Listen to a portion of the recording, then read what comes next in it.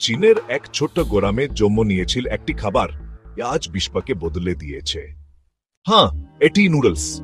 তখন বানানো হতো এক ধরনের শ্বাস মিলেট দিয়ে, আর চীনে নুডলস মানে ছিল দীর্ঘ আয়ুর প্রতীক।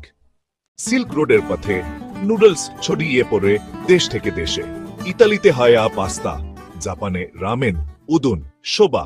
কিন্তু নুডলসের সবচেয়ে বড় বিপ্লব আসে হিলজাকুসেহি পৌঁছালে। ওখন মোমোফুকু আনন্দ তৈরি করলেন ইনস্ট্যান্ট নুডলস। তার লক্ষ্য ছিল সহজ, সংকটের সময় মানুষকে দ্রুত, সস্তা আর টিকে থাকার মতো খাবার দেওয়া। আর আজ বছরে খাওয়া হয় হাটা সুচি বিলিয়ন প্যাকেট নুডলস। পৃথিবীর প্রতিটি কোণে নিজের ভিন্ন রূপে এটি বেঁচে আছে ৬০০০ বছরের ইতিহাস পেরিয়ে। নুডলস এখন শুধু খাবার নয়, এটা মুহূর্তের আনন্দ, দ্রুত বাঁচার পথ আর আমাদের দৈনন্দিন জীবনের এক ছোট্ট সুখ। এক বাটিতে লুকিয়ে আছে হাজার বছরের গল্প। এটি নুডলস।